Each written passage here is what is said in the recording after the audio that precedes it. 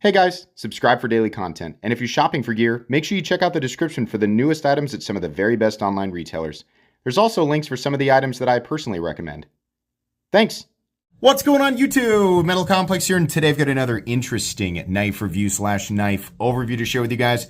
This gigantic hulking titanium frame lock is the Midgards Messer, the Berzerker. Truly an absolute beast of a knife. Thank you so much to Tools for Gents and to Midgards Messer for supplying this knife for review. Thanks so much to my generous patrons for supporting me, and please make sure to follow me on Instagram at metal_complex. At the time that I am recording this, which is a couple of weeks before you're actually seeing it, this knife is available for pre-order. That might change by the time you are actually clicking on that link, but I will make sure that the listing for this knife is linked down in the description so that you can check it out if you want to. Before we get started here, the company here, which is Midgards Messer, operates out of Germany, and they do make in-house custom fixed blades right there in Germany.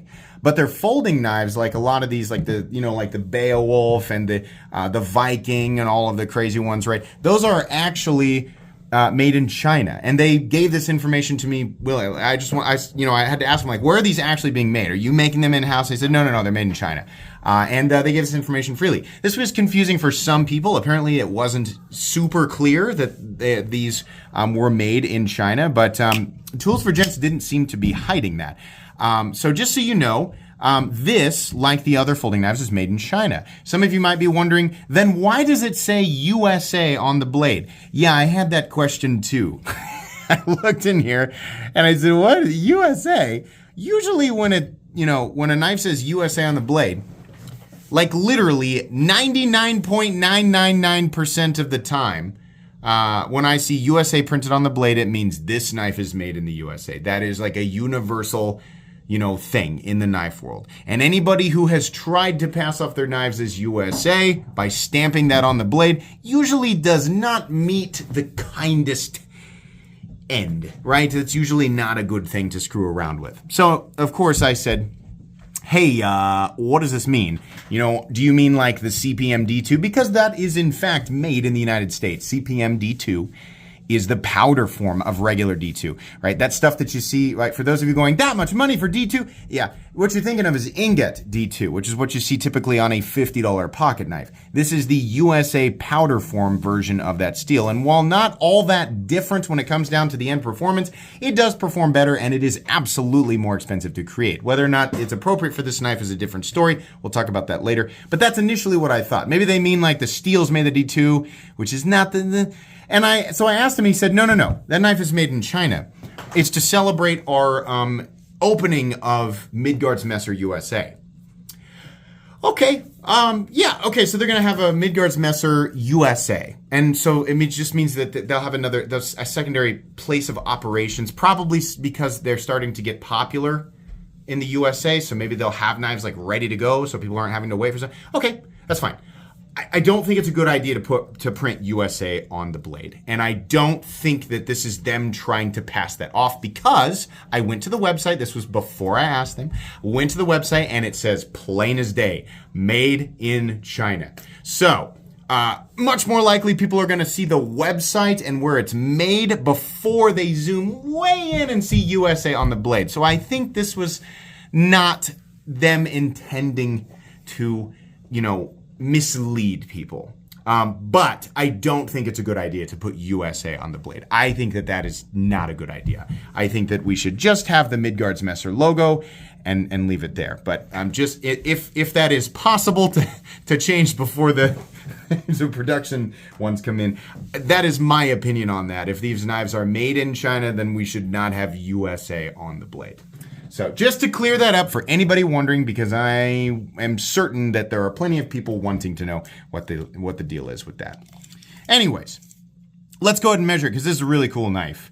Overall length coming in at, good golly, 10.3 inches. Really? Yeah, 10.35 inches, maybe. Blade length. It lists as 4¼ it's more than 4¼ at the shortest measurement. The shortest possible measurement was 4.5 inches on the blade. Your actual cutting edge, though, 4.75 inches. I am not kidding. This is a big knife. How about some size comparisons to drive that point home? Up against the Ontario Rat Model 1 and the Ontario Rat Model 2. Yeah, this is a big, it looks like a tactical swordfish, right? Like a robotic, like something that Dr. Robotnik would invent for the ocean to attack, you know, wherever Sonic the Hedgehog's lair is. This is what it makes me think of, right? Let's put it up against the Ontario. No, we already did that. Let's put it up against the Spyderco PM2 and the Spyderco Para 3. Again, you know, if we're going to relate it to something, it kind of looks like, you know, a genetic experiment on the Spyderco PM2 gone wrong, gone horribly wrong, right? They accidentally made like a hulking monstrosity version of the Spyderco PM2 and it's out to destroy the city and humanity as we know it. Anyways, why is he doing this this is usually what he does in the meat and potatoes. Why is he doing it in the size comparison? Don't waste our time, Complex. We came here for one thing and one thing specifically, and you better do things in order. Let's go ahead and put it up against the Doug Ritter RSK MK1G2, aka Benchmade Reptilian, and the Benchmade Bug Out. Okay, I think we get it. This is a big knife. How's the action on that freaking Hulkosaurus Rex? It's really good. I mean, you know, a lot of it is just the blade is so freaking huge. But yeah, it's super smooth and absolutely falls shut. And it's actually really satisfying to flip. This was kind of surprising. I really didn't think that it would feel this way. But yeah, no, it fires hard. The detent is honestly really good for such a big knife. That's kind of a difficult thing to do. It absolutely can be shaken out, but it takes more effort than I would have guessed. And it can also be reverse flicked fairly easily and forward flicked. So there you go. And one of the most fidgety big knives that I have ever handled. It's honestly pretty impressive, and it's pretty comfortable. This is not a knife that really like a lot of times really big knives like this will fatigue the hand, so they're not a whole lot of fun to sit around the couch and just flip over and over again. And let's be honest, I know most of you guys are doing that while you're watching this right now, so don't tell me that that's not a valid part of the review and that's what you're doing while you're watching this video. But yeah, disengaging it, no double clutch, very friendly on the fingers and on the hand all together. So yeah, that's great. Let's go ahead and do a let's go and do carry profile. Thickness up against the Spyderco Para 3. Yeah, wow, it's pretty freaking thick. I'm sure you could have guessed that. Length and height up against the PM2 and Para 3. Yeah, this is going to be a cumbersome thing in the pocket, right? You will have to adapt this if you've been carrying anything else but the Cold Steel Large Espada or the Cold Steel Espada XL.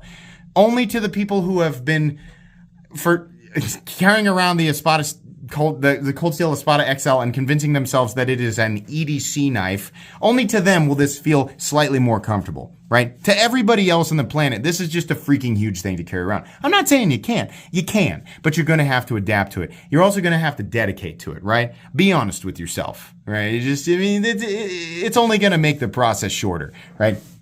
So, yeah, it's big. It's going to take up a lot of room. The Spyderco PM2 almost fits inside of this, the thing's profile, right? So, lots. You're going to have deep pockets, for sure. That is true on more than one level. Let's go ahead and measure blade stock thickness. I'm sure you guys are wondering how thick that thing is. It's thick. Blade stock thickness is coming in at... it's not crazy. It's not as thick as some of the other ones, right? About 1/5 of an inch. Let's go ahead and do weight. I feel like this knife weighs 8.5 to 9.5 ounces. Oh no, more than that. 10.26 ounces. Yeah, a lot. I don't know why. It didn't feel as heavy, right? So it's freaking huge, right? It is big. It is awkward. It is thick, right? It's not made to be the most convenient pocket knife in the entire world. It is, right? But you know what? If it fits in your pocket and it's legal to carry, then you can work on adapting to this knife and its profile. Let's go and do a hardware check. I'll get out my tools as per usual. My tools are very inexpensive and very recommendable. You can find them right down in the section of my description that talks about the tools I use on this channel. I'm pretty sure these are all T8, which is great. But they honestly, this knife is so big that they look like T6. It would have been cool to get a bigger size, but I am happy that they went with T8, even for the pocket clip screws. There's 3 on each side, which is more than I normally like, but at least they're all the same size, even the lock bar insert screw. So I can't complain too much. This should be pretty easy to take apart. Okay, we did everything there. Let's go ahead and talk about this knife. This is probably the most comfortable of all of the Midgards messer knives outside of maybe the Viking. And I think it's because there's so much handle room. This is so big that you can get back here and like, you can choke back and almost chop with the thing. Really crazy. This is also, I really like the texturing. They started with diamond up here, which is just beautiful. And they honestly could have done the whole thing that way. But I think it's neat that they divided it here, right? Designer signature right there in the middle. And then we have the frag pattern right here, which is also really good. I like it. I think it's cool. They also continued with the diamond texture pattern here on the pocket clip, not skipping out on anything. You do get a gigantic milled titanium backspacer, and the clip is also milled, right? There's a lot of work. Even though this was made in China, there is a lot of work on this knife, a lot more than you normally see on a knife in this caliber. The blade is, to my knowledge, that's just a really light bead blasting, and it looks good. Large Persian style blade with the, what do we call it? The trailing point, right? But yeah, ergonomically, it's very good. This is the type of knife where if you did have to work with it for a long period of time, you'd be okay after a while because there's a lot to fill the hand, but the areas that are contacting your skin are pretty well knocked down. I find this hump to be a little bit awkward. I can't really decide if I want it here or if I want it here or if I want to choke back. It's a little bit weird. It honestly feels a little bit misplaced, and I don't think I'll ever get used to the pocket clip being lining or following or being so close to the back spine of the knife. It's just a little bit strange. Nothing hurts.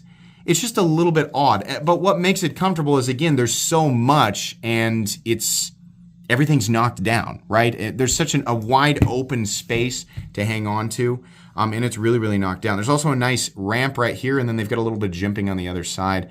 The flipper tab is just a rectangle, right? So if you push really hard up against it, you're kind of knocking into that jimping there, but the corners are knocked down. So nothing really feels, like absolute hand-melting masterpiece ergonomic profiling or whatever. It doesn't feel like that. It feels fine, but it's mainly because it's so freaking huge. There's not really an uncomfortable way to carry it, but it's not necessarily the most comfortable thing in the world. Does that make sense? This very much looks like a folding knife it looks like a folding knife a TV Viking would carry, right? There's a lot of people I think would look at this and go, this is obviously very Viking inspired. I don't know. I mean, when you look up, like, when I looked up the actual history of the Vikings, right, which is with a lot of different people, it turns out. It's not necessarily, anybody who's 6'5", 260 pounds of rock solid muscle, and then they've got either a red or blonde beard and hair combination, right? It's not like that. It's not like the Skyrim Vikings, right? It turns out it's a lot of different groups, right? A lot of them were, $160 and 5'7". They weren't necessarily all, and a lot of their weapons and tools did kind of take on, some of the aesthetics that we see in movies, but a lot of them didn't, right? A lot of it was just really crude. It was just like time period accurate stuff, right? So I'm not a historian. I'm not going to pretend. But this does look like, like that cool like movie Viking. It kind of looks like that. And I appreciate it. It kind of looks like a Flintlock pistol, too, because of the curvature of the handle. It's neat, though. It's wild, crazy. Really does remind me of the profile of the Espada knife. It's obviously doing something completely different, but the curvature of it, right, really reminds me of that. This is not a folding knife that people are going to ignore if you flip it out in public. This is not a knife where people go, oh, yes, that's a pocket knife, right? No, this is going to be a, holy crap, what are these, what is the intention of this person, right? This is, it absolutely 100% looks like a weapon, even to people like me who sees the vast majority of pocket knives as tools, right? Somebody whips this thing out, I'm like, a little intense, pal, like, especially if you're like, oh, I was at Timmy's birthday and, they asked, does anybody have a knife? We got a tie here we got to cut. And I whipped this sucker out and everybody freaks out. Gosh, I don't know why. Well, do you really not know why? It's kind of intense, right? But okay, to knife people, this is a cool thing, right? In the proper setting, this is absolutely something that I would be interested in, right? A buddy gets this out and says, hey, check this out. Yeah, for sure. This is super. It's fun, right? Especially the what's left of the mall ninja in me really enjoys this, and I feel like that's perfectly fine. Moving on here, the blade does have a flat that carries out about 85% the length of the blade, and this is a lot of material. This is one of the most durable trailing point blades ever. Traditionally, these get so thin out here that they're kind of, but there's just a lot of material, and really, I mean, you can see it. It doesn't necessarily ever taper down to that needle-like tip that we see on a lot of these knives. On top of that, this is a thick edge. Now, it will slice and it will cut, but I'm not going to sit here and pretend that the geometry is thick. It's also flat ground. Sharpening this over time, it's just going to become thicker and thicker and thicker. But it is properly sharpened, and honestly, I'm kind of surprised that it's not lifting the edges more. Obviously, your experience will vary. If you're cutting something like thick cardboard, rope, rubber, right? You're pushing a thick wedge, a thick Persian wedge into that material. So, is it sharp? Yes. Can it be resharpened? Yes. Is it going to get thicker as you sharpen it progressively? Yes. Is it going to be difficult to push through styrofoam and cardboard and stuff? Yes. It's just, your mileage is going to vary. It just depends. But everything looks good. It says the Berzerker here, then the Midgards Messer logo, CPM D2. And then we have the maker's signature right there. They put the same thing on both sides. I don't think we need that. CPM D2, is that the right choice for this? CPM D2 versus, a lot of people think that it's just the exact same thing as D2, and it isn't. Absolutely not. CPM D2 is it was intended as a performance version of D2. It is powder formed, so the cake mix is more evenly distributed, and its attributes are amplified, or it's slightly better, right? It is very expensive, right? I mean, it's not going to be quite as expensive as like your S30V. Like if you're talking about an OEM buying this material from Crucible to turn it into a knife blade, it's not going to be as expensive as S30V, and it's definitely not as expensive as 20CV. But when it comes down to it, it really isn't that big of a thing when it comes to the cost of the overall knife. Most of this is going to be in, the labor involved with taking the materials and turning them into this, right? That being said, while it will do just fine, right, for what you're going to use it for, it's just not a stainless composition. It's still only 12% chromium or something like that. But it's just, it's a weird choice, right? CPM D2 doesn't really bother me until we get over, for a lot of people, they don't want to see it. They don't care if it's CPM D2 or just D2. D2 in their minds is just, it's all the same thing, and it doesn't belong on any knife over $50. I disagree. I don't mind D2. I don't mind CPM D2 up to about $200. I think it's fine, right? Outside of that, though, I would like to see something, I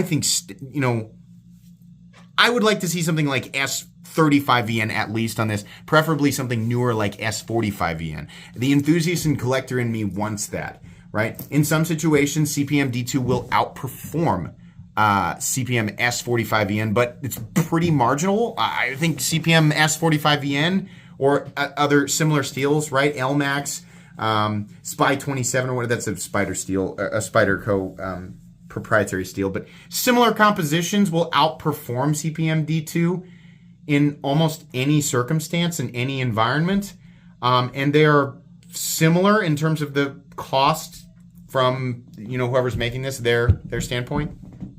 It would just be a more comfortable purchase for people, right? We could sit here and split hairs on this all day, and I could sit here and defend CPM D2, but it's just, I wish that Midgards Messer would move to at least S35VN. That's just my opinion. I think the end user is going to be happier with that. It's going to resist corrosion better, right?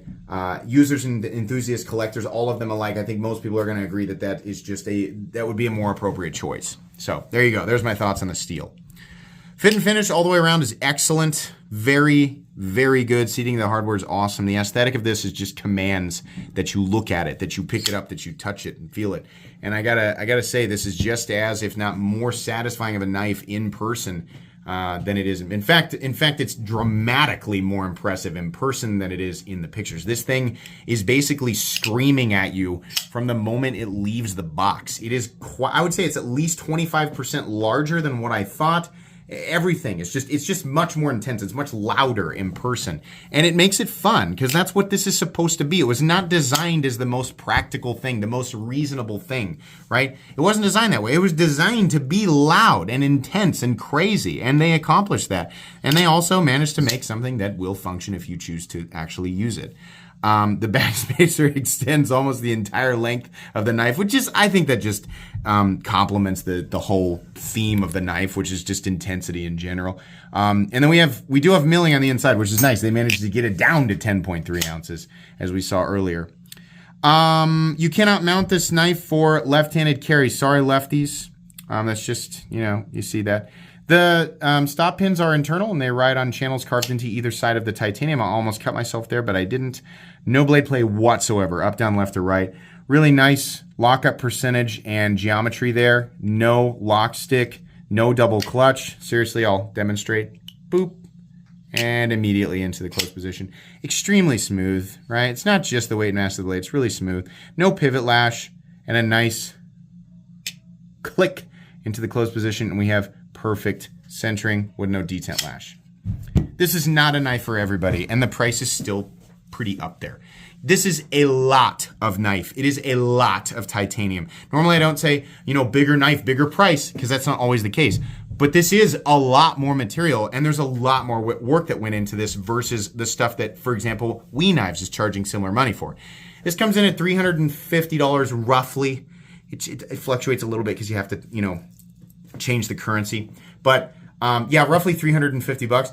This is massively more impressive than a lot of $350 knives that I have handled. But it would be much easier to choke down if, again, the blade steel was something, that we expect in 2023 now.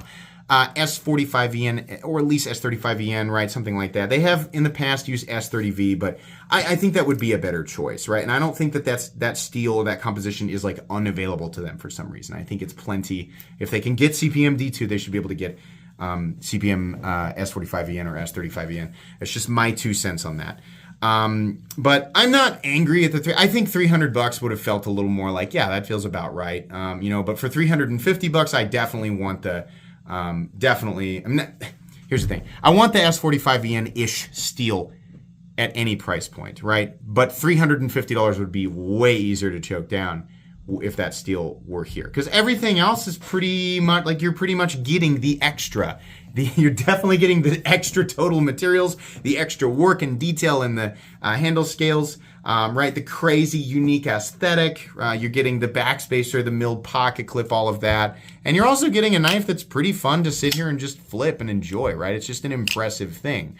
So it's cool. Even if that were the case, no, this is not something I can recommend to the average person. This is for people who love XL knives and love all of the crazy, intricate little things that come with like a premium knife. Like people who are enthusiasts and specifically into big knives, which I am. This is something I'm going to keep, right? I think it's cool, but no, I cannot recommend it to the vast majority of people. I think that there are much more practical tools, obviously, at this price point. I mean, a rock's throw in any direction. A lot of them I have reviewed right here on my channel. This is something that is fun for people who want something fun and weird and interesting and don't care if it makes the most practical cutting tool out there. But yeah, I think that's it. This is fun, though. I did enjoy this one. It's crazy, right? More interesting than the typical folding steak knife, right? Anyways, thanks so much once again to Midgards Messer and to Tools for Gents for supplying this knife for review. Once again, you can find the link for this knife and just their website in general right down in the description. Make sure and check it out. Please make sure to follow me on Instagram at metal_complex. If you enjoyed this video, leave a like. If you'd like to check out my other content, I do, of course, have lots of videos of knives that are either expensive or inexpensive that I do or don't like. So check those out. And if you enjoy all my content, go ahead and click on that Metal Complex logo right there and subscribe because there's definitely more coming. Thanks again for watching, everybody, and have a great day.